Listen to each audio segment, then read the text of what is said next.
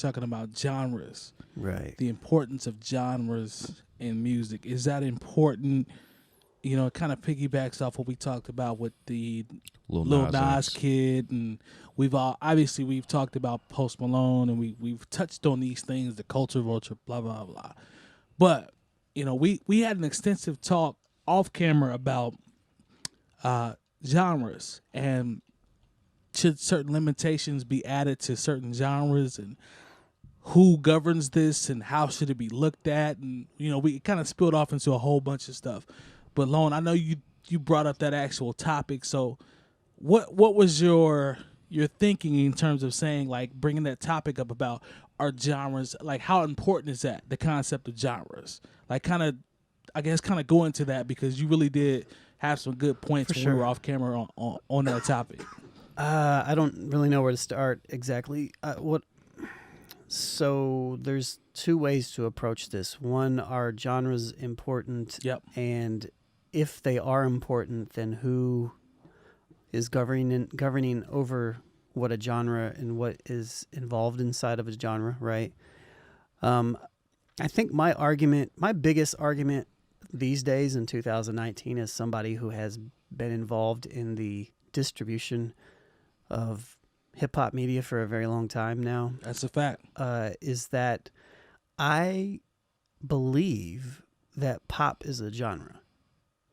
And for a long time, I understand where people would say, well, pop is just, it's popular music. Popular music. But I feel like people make music specifically for that reason now. And it just so happens that hip-hop is the most popular genre right now. So a lot of hip-hop music is kind of dancing in both of it. I don't know. I guess I see what you're saying. I come from an angle of I don't necessarily believe in genres. I understand the idea of categorizing, and I feel like it's important for music in different ways, but I feel like it can be abused. And I think that we have to be conscious of where those abuses can come from, and we have to also target them and point them out. And one of the reasons, part of that is by classifying certain types of music as popular, if that's what it is. Right. Okay. You know, so is Lil Nas X? But is Lil Nas X? Is he country? Is he rap? Or is he pop? When I saw SoundCloud, I'm coming to you, Jay Diff. When I saw SoundCloud, I saw the hip hop joint right underneath Old Town Road. I'm like, yo, what's going on here? Kind of threw me off. But go ahead. I'm sorry. Go ahead. I'm going to agree with you to a certain extent, because some genres come about because of other genres that existed before it. So you have hip-hop, which is a mixture of soul, jazz in a certain sense, drums, you know what I'm saying, beating drums, all mixed together, funk, there exactly. It is. Yeah. That creates a genre. Shout out to James Brown. The sound, that's the musical sound of it. The emotion of it is hip hop, though. Yeah. You know what I'm saying? So certain people can embody that hip hop emotion, just like certain people can embody that country emotion, that punk emotion, that rock and roll emotion. You know what I'm saying? Just because you mimic the sound doesn't mean that makes you that particular genre. And speaking on Lil Nas X, he actually has a song he's making now. I think he's kind of trolling now. Oh, okay. Yeah, because now he's making a punk rock song, and he's trying to see if he can get on the rock charts. Oh, so he's just out here trying to really pick a spot. I don't think that's what he was doing initially. Oh, I think that's what kind of happened after the success of Old Town Road. Okay. If you think about it, if that hadn't happened, yeah, we probably would have never really picked up on Old Town Road like that. I agree. You know what I'm saying? So it was almost like a gift and a curse for him. Can I make a point? Go ahead.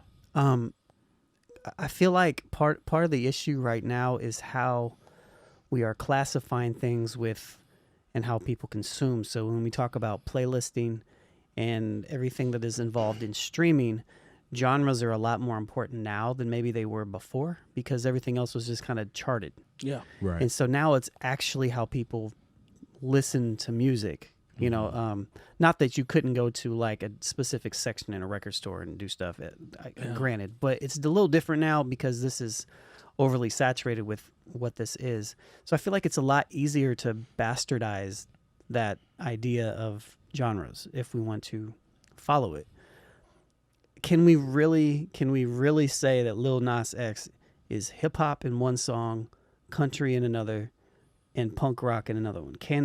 That's a general statement. I'm not saying that he can't. My question is, can he be those three things in three different songs? Well, jump in, Jay Moore. I can come at it from a completely different perspective because I did, have my time in radio and records. Right. And a lot of this, as far as genres, has been used to separate people. Okay? Like any record, when you really go back, that had a black person on it one time was called race records. Yep. Okay? And basically that was a way to say, white people, these records are not for you. Okay? Then when we got into the Motown era, at one point you got to understand what was considered the soul or R&B chart. Billboard stopped publishing it because the pop charts were so dominated by Motown artists that they were like, why should we give them another number one on another chart? We're not even going to publish. Didn't they just make another chart? Like, that's real. But then, at a certain point, they brought it back. Spoolz. But what was crazy, if you go and you do your research and you look through old Billboard magazines or what's published on the internet, they still, up until like maybe 1990 or 91, they didn't call it the R&B chart or the R&B hip hop chart. They called it Hot Black, which just seems ridiculous now. That's crazy when you think about it. And so but I think a lot of this also urban, real quick, is also like a common undercover in my urban opinion. Contemporary. I think Terry characterization. talked about that. So, but I think a lot of this is a way to keep. It's been to say, no, this is for you. You live here. This is for you. You live here.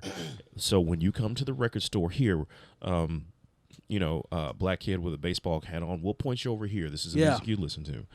Okay, white kid who has on, the torn T-shirt, we'll paint you in this direction. I almost think now in this streaming era where these kids have access to everything immediately, it has torn down some of those walls. But when we talk about categories, especially when you talk about the pop category, I do agree with Lone. It's not okay, whatever's popular is the pop song, because that's not how they designate it. They say, okay, Ariana Grande and you and Justin, you're the pop singers because your music is directly marketed towards this group of people. And I think all that separation and that old way of thinking, that's when you have the Grammys still. When you see the Grammys and you say best pop vocal. Yep. Right. We joked about it, but it's very true. It's like best white person. For sure. Because I remember when Confessions came out and it was just a monster. That's like the Thriller of this millennium. Great album. Usher had all these number ones, dominated radio across every category, but he was only nominated for a couple of R&B. He wasn't nominated for the pop category, despite him being the biggest pop star that year.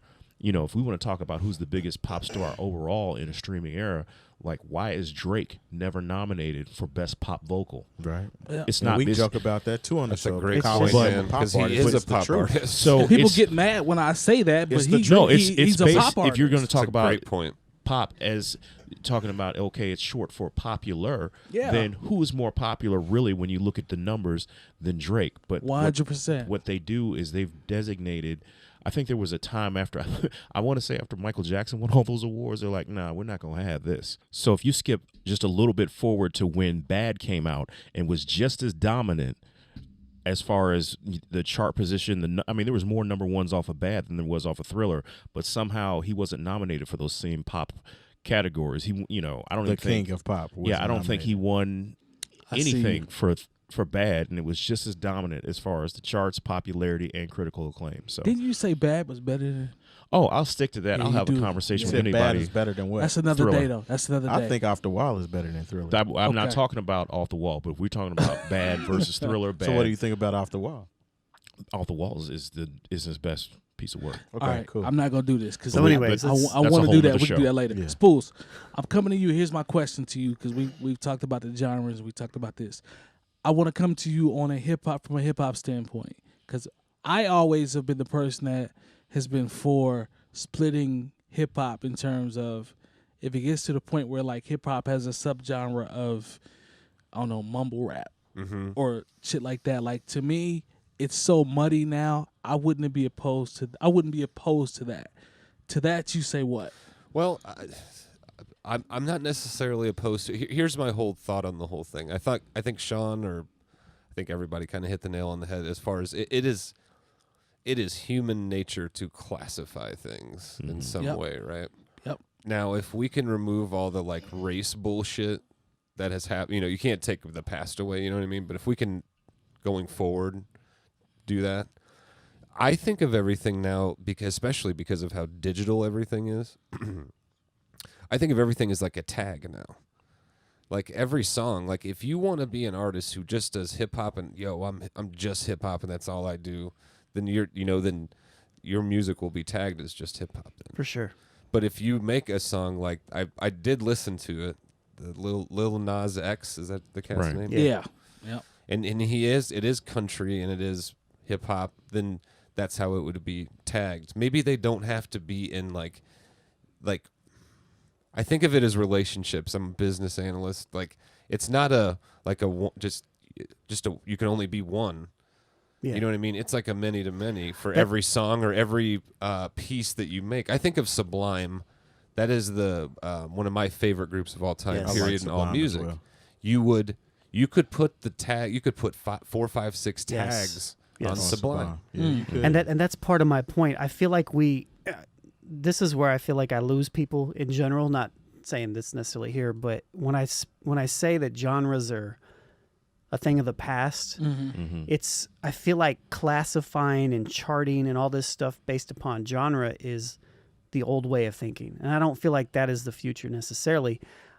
The idea of tagging is really cool. I feel like we need to get away of charting in general in that aspect. I know we probably won't. Yeah, because we just love to fucking exactly. Yeah. Because that's just what it's going to be. But if we can get to it's probably possible now with the streaming era to be like, all right, today, this is a country song that I make, or this is a little bit more R&B, or this is you tag it however you tag, it gets listed in a category, people can listen how they want to listen.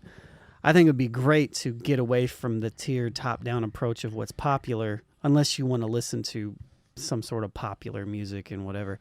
I don't know. And my nerd side totally kicks in with this, because let's say you're on your Spotify or whatever. I don't use it, or whatever streaming service you use. You could start using like Logic to pick what you want to listen to that day. For sure. Give me music, right? So you start with all the music on Spotify. Well, it needs to have a tag of, you can get super specific, or you can get really, really broad. Yeah. It's got to have a tag of just hip hop. Cool. You're going to get millions of songs. All right. It's got to have a tag of hip hop and a tag of something else. Okay. Then that levels that down. Okay. Or you can get even cooler and say it's got to have a tag of hip hop or a tag of whatever. Now you go region. You could do a whole bunch of stuff. Yeah, with man. it. And just and then just look at the numbers later after that. I mean, forget about. I agree. Like the whole. I feel like if they just didn't publish it, you know what I mean? Like if there was just no way, it's just like the like button, or the heart, or on social media. If we can get rid of the like button or the heart, then it would make things much more pleasant, even if it was public. Right. Yeah. I wanted to note real quick, I read very briefly Instagram looked into at one point, but didn't, obviously removing the like button. And the reason why they didn't is because they found out that with the like button, it increases engagement because it increases people's screen time, because when they post something, they come back to check how many times people like it. So they're not going to do that because it's not good for the business. But realistically, for us as human beings, it is a great idea to get rid of the like button, because then we are just actually being people. We're posting things because, hey, I just want to post this. Not hoping for that hit of dopamine every time we see somebody likes it. And that's exactly what this era is. When you talk about genres, like just a lot of this, like, because with the Lil Nas X, it was on the country chart because country stations were playing the record. Yeah. and that's what reporting is, and that's how, so what bothered me with that whole thing is like, what was the precedent for them to go ahead and snatch something off? Because if that's, for sure. if you know, because I don't want to see anybody. I don't want, for whatever I feel about Post Malone, his songs get played on stations that classify themselves as hip hop or contemporary hits rhythmic. And so his songs, based on their airplay, are supposed to be on those charts. But I feel, you know, for them to do that to Lil Nas X, he was slighted. That was weak as fuck, dude. That's, I mean, I'll go farther. That was super lame. It went on ahead, in my opinion, and just solidified for people who already think that, you know, or that organization or, you know, folks like that are already kind of like racist. Like, it just solidifies the stuff like because like, it's made a precedent. Like, unless I'm wrong, and please in the comments correct us if we're wrong to say that, oh, you know, they've done this on this chart before, or they're known for doing it. Please correct me if I'm wrong, but it's my understanding to what Jay Moore said, it is a precedent, meaning it's the first time. So he's had something just snapped off the charts because, you know, Sam Smith, when he was on the adult contemporary, when he's on what's called adult urban, the song Royals, and you know, when those songs chart, it's just because the audience likes them. That's how they chart in that category, and they deserve to be there based on how they've decided to go ahead and compile the data. You know, once again, I think there should be just, you know, if Lil Nas X is being played more anywhere and he's streaming the most, he should be number one under our current system. Under our current system, where he should be. This is my thing with it though. It creates a mess. You have all this shit that's just pretty much just being loaded into the system because somebody is like sitting in the room like, I'm gonna make this type of song, or I'm gonna make this type of song. For sure, I'm gonna put it out right now. You're totally right. And it also, this is the reason why you don't get good full albums all the time now. There we go. You know what I'm saying? Because people are so in tune with making that one song. There we go. That's going to take them to the top. Before all this shit existed, yeah, people were concentrating on making a good album. But because you couldn't take that CD out. Once you bought that CD, you had to let that bitch ride. It wasn't going to the next artist or the next song or the next person that you wanted to listen to. That's what I was. You had to listen to a whole body of work. Yep. So now it's so diluted to the point where we have to say we don't have genres anymore. And that's what fucks me up. I don't like that shit at all. Well, you know what, and just going back and being my music history nerd, there was a time where, okay, what you did, if you were on a record label, you signed a deal, you put out a 45. Okay, if that 45 was a hit, let's put out another 45. We put out another. Wow, we got 3 hits in a row. Maybe we'll go ahead and let's do put all play. These into an LP. You understand, like, the whole album idea of putting out an entire album really didn't come around to the late 60s, early 70s when we were talking about, especially when an album-oriented rock. You know, they were earlier than that, but look, not to like nitpick you. Oh, no, you're right. I follow what you're saying. You know, still and so had to we're Sam kind Cooke. of, like, if you look at Sam, I mean, anyway, go ahead. But we're kind of in that era now because it's like there are guys, they're not even signing album deals. They're signing single deals. Because why would I waste all this time recording and promoting an album for you where you may have Lil Nas X, this might be the top of the mountain for him. For sure. He'll hop on a tour off this one song, though. That's what I'm saying. I mean, this times one change, song will take him out on a tour. Now, to your point, when people making 45s or whatnot, exactly. Sheck West. He opened up for Travis Scott. Yeah. He has one hit. Yep. You know what I'm saying? You can't play it clean. Nah. No, you can't. Even. I just did it at a basketball tournament. It's this funny. Weekend. Yeah, it's probably hilarious considering the original. Oh, to your point though. When they were making 45s, it's a terrible song. It still had a side of A and a B. Yes. With 1 or 2 songs on each side, and they followed it up with another one. They were able to tour off of that compilation. It wasn't necessarily an album, but they had a whole bunch of hit songs. Yeah, it was a compilation you know what I'm of your saying? already released hit songs. Right. So it's not like this person that's coming out of the blue that has this hit that everybody's fucking with because the genre's all over the place and it's being played everywhere, but you're only good for one song. Terry, you're not focusing these. I guess what I'm trying to say is people aren't focusing on the art of actually making good shit.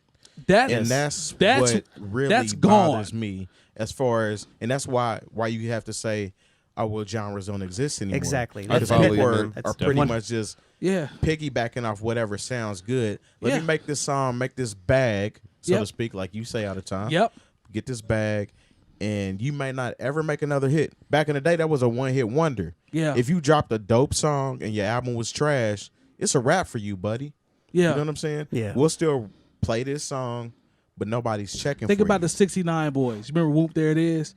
Like that record was. I remember being a kid. Like, yo, this is crazy. Like this joint is very, very successful. My cousins had it. Jock blah, blah, jams. blah. But it's I different. never heard anything else after that. But again, technology changes because people Shout are out to Jock Jams too.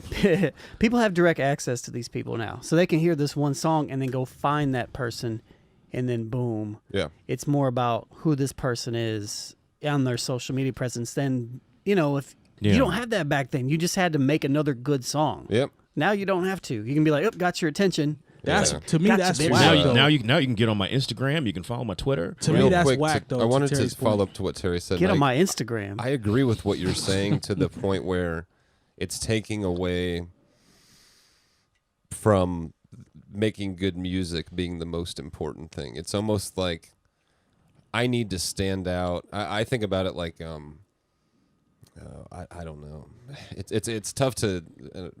I think about it in a really, really nerdy way, but it's like, what are these other things we can do that'll make us, for example, like search engine optimization, like pop up to the top. Like we're not the best company, but what's going to make us, noticed by everybody? That's so all that, it's about right now. Yeah, everything and what we were talking about, the tagging. Doing it just the way we mentioned it wouldn't solve that, but I bet if we put our heads together. I mean, essentially the tagging, that's just like keyword search. You know what that's I'm saying? exactly that's right. all it is. But what it does is it eliminates genres and saying you're just this. But then the trick with that is because it's less genres though. It's more so the reporting of the genres and the charting. Right. You know what I mean? People are going to try to, even with tags, SEO or what to speak. People still going to try. They're going to try to put that tag on their song regardless, because they want to be pop up wherever the fuck they can pop up. People who make videos about reviewing their new Remington gun, put hashtag kittens, so their shit pops up. I totally get it. It's the same equivalent. And the thumbnail, and you're right, dude. The thumbnail image is a naked woman. And maybe all of this is why Jay Electronica refuses to put out music. And there we go. Look at that full circle. Look at that full circle. It could be the case. I think we've all touched on it at some point, but I think to your point, Terry, like the oversaturation, like you get so much bullshit to me just because of this algorithm or whatever you want to call it. Like there's so much bullshit that comes out now. It's like, yo, whatever's Dakota's hashtag, I'm just gonna put that out so I can be popular real quick.